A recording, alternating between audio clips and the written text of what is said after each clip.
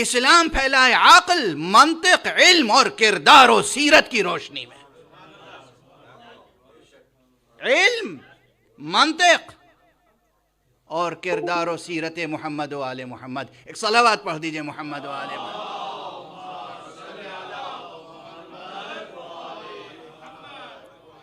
اسلام نہ تلوار سے پھیلا نہ اعجاز سے، یہ نہیں کہ ہر وقت معجزہ دکھا کر قائل کر دیتے تھے لوگوں کو، جیسے اب لوگ چاہتے ہیں، ہر شخص چاہتا ہے اس کے لیے ہر مسئلے میں، ہر قدم پر، ہر سانس پر معجزہ ظاہر ہوتا رہے۔ معجزہ نہیں ہوگا تو بس ہم نہیں مانیں گے۔ معجزہ کیوں نہیں ہوتا؟ تو معجزے دکھا کر اسلام نہیں پھیلایا گیا، تلوار کے زور پر بھی اسلام نہیں پھیلایا گیا۔ یہ دونوں جملے یاد رکھیے گا، نہ جہاد کا منکر ہوں نہ اعجاز کا۔ جہاد کا اپنا مقام ہے، اعجاز کا اپنا مقام ہے، لیکن عام انسانوں میں، کرۂ ارض پر، معاشرہ انسانی میں اسلام نہ تلوار کے زور سے پھیلایا گیا نہ اعجاز کے زور سے پھیلایا گیا۔ اسلام پھیلایا گیا عقل، منطق اور سیرت و کردار محمد و آل محمد کی روشنی۔ یہ 4 فقرے، یہ 2 سطریں محفوظ رکھیے گا، بہت سے مسائل حل ہوتے چلے جائیں گے۔ لیکن پلٹ کر وہاں پر آ جاؤں کہ حضور علیہ السلام صحن حرم میں ہیں اور علی ابن ابی طالب سے کہا اب تم میرے شانے پر آ جاؤ۔ تو یہ ظاہری اسباب فراہم کرنا ہوا، لیکن پھر بھی اس بلندی تک پہنچنا شان اعجاز سے خالی نہیں ہے۔ ظاہری اسباب اپنی جگہ اور شان اعجاز اپنی جگہ، بس جیسے ظاہری اسباب اور شان اعجاز اس واقعے میں ساتھ ساتھ نظر آ رہے ہیں، ایسے ہی اس دنیا میں ارادہ اور مشیت ساتھ ساتھ آگے بڑھ رہے ہیں۔ ایک صلوات پڑھ دیجئے محمد و آل محمد۔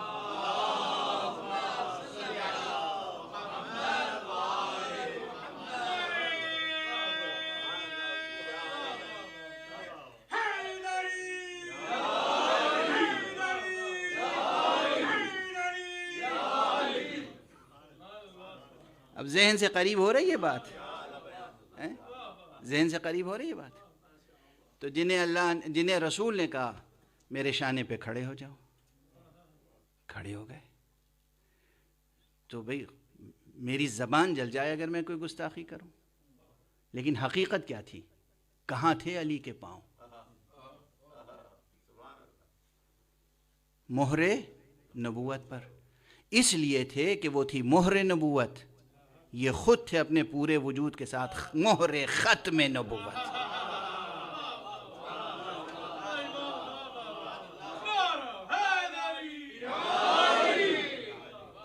مہر ختم نبوت کے معنی یہ ہیں کہ خدا کی قسم اگر مصطفیٰ کو علی، زہرا، حسن اور حسین جیسی مہریں، یعنی جیسے محافظین ختم نبوت نہ ملتے تو اس کے بعد نہ جانے دنیا کتنے جھوٹے نبی بنا چکی ہوتی۔ ایک طرف مصطفیٰ کی نبوت کا انکار ہو رہا ہوتا، دوسری طرف جھوٹے نبیوں کا سلسلہ چل رہا ہوتا۔ یہ ذوات مقدسہ ایسی ہیں، ان کے رہتے ہوئے نہ کسی جھوٹے نبی کا چراغ جل سکتا ہے، نہ نبی مصطفیٰ کا چراغ بجھ سکتا ہے۔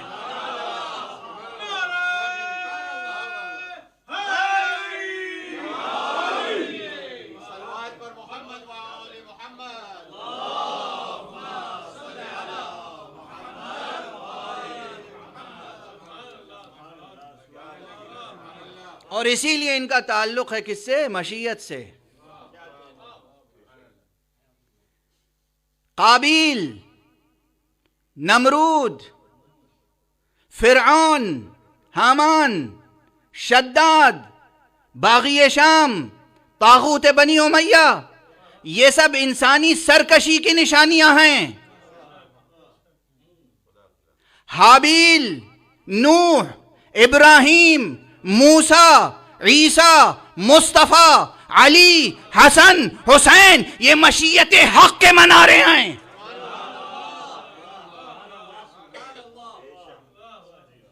یہ مشیت حق کے محافظ ہیں۔ منصوبہ الہی ان سے آگے بڑھ رہا ہے۔ بس گفتگو روک رہا ہوں یہاں پر. اور پھر یاد رکھیے کہ معجزے دکھا کر نہیں پھیلایا انہوں نے اسلام. انہوں نے صبر اور ایثار اور کردار سے پھیلایا ہے. کردار، وہ بھی وہ کردار جس میں شجاعت ہے، لیکن شجاعت سے زیادہ بڑھی ہوئی صفت صبر کی ہے. کیا کیا صبر کے مرقع ہیں تاریخ اسلام میں، کیا کیا ایثار کے مرقع ہیں تاریخ اسلام میں، کیا کیا مشیتیں ہیں. واقعاً حسین کا قتل کیا جانا سرزمین کربلا پر مشیت الہی سے متعلق تھا، ورنہ اگر معجزے سے کام لینا ہوتا تو پھر ممکن تھا کہ حسین اس مظلومیت کے ساتھ قتل ہو جائیں.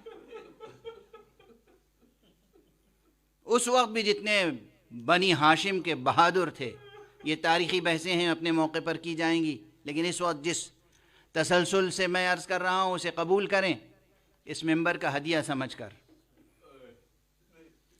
حضرت عبداللہ ابن جعفر طیار موجود ہیں، حضرت محمد حنفیہ موجود ہیں، بنی ہاشم میں اور بہت سے افراد موجود ہیں. اگر سب بنی ہاشم ہی جمع ہو کر کربلا میں آ جاتے تو منظر کچھ اور ہوتا. یہ سب مشیت کا مسئلہ ہے. عبداللہ ابن جعفر طیار ہیں، جعفر طیار کی یادگار، حسین کو دل و جان سے چاہنے والے، مگر اس وقت بیماری ایسی عارض ہو گئی اور آنکھوں میں ایک ایسی تکلیف پیدا ہو گئی کہ بظاہر سفر سے مجبور ہو گئے. اور ہمارے یہاں اور جب خود سفر سے مجبور ہو گئے، ظاہر امام تو نہیں تھے، حجت خدا تو نہیں تھے، ضرور سنا تھا رسول اللہ کا کلام، معلوم تھا انہیں بھی. کون نہیں جانتا تھا کہ سرکار سید الشہداء کس امر کے لیے خلق ہوئے ہیں؟ کون نہیں جانتا تھا؟ جانتے تھے کہ کربلا میں یہ شہید ہو کر رہیں گے، مگر وہ جو تقاضائے بشری تھا اور جو محبت کے تقاضے تھے، جو صلہ رحمی کے تقاضے تھے، تو آئے ابو عبداللہ حسین فرزند رسول خامس آل عبا ہیں آپ، اصحاب قصہ میں سے آپ آخری فرد ہیں. آپ چلے گئے اور قتل ہو گئے تو پھر اندھیرا چھا جائے گا دنیا میں. آپ نہ جائیں. محبت کے جو لہجے ہیں نا، اس میں یہ تک کہا حسین میرا بس چلے تو تمہاری پیشانی کا بال پکڑ کے تمہیں روک لوں. یہ وہ رشتے کا تقاضا ہے، یہ رشتے کا تقاضا ہے. لیکن حسین امام ہے، احترام اپنی جگہ، اطاعت اپنی جگہ، لیکن رشتے کے تقاضے کا اظہار. یہ سب کلمات تاریخ میں. مگر آقا حسین نے کہا مجھے جانا ہے. مدینے سے مکے آئے اور مکے سے جب روانہ ہوئے ہیں مکے سے آقا، تو بی بی جناب سیدہ زینب تو ساتھ تھیں، مگر جناب زینب کے بچے ساتھ نہیں تھے. جب مکے سے روانہ ہو گئے اور منزل تنعیم تک پہنچے، جہاں اب بھی مسجد ہے، مسجد تنعیم، مسجد عمرہ جسے کہتے ہیں. ظاہر ہے اس وقت یہ مکے کے حدود سے باہر تھی، اب تو مکے کے حدود میں ہے. وہاں تک پہنچے اور پھر امام حسین نے دیکھا کہ عبداللہ ابن جعفر طیار پھر بےتابانہ چلے آ رہے ہیں پیچھے پیچھے، اور اب تنہا نہیں ہیں، ساتھ میں 2 بچوں کو لیے چلے آ رہے ہیں.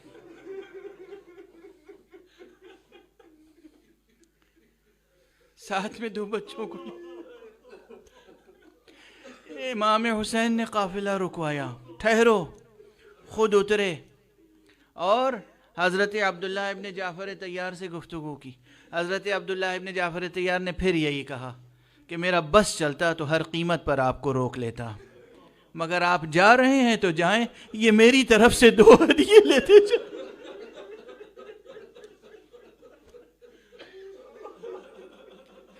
یہ میری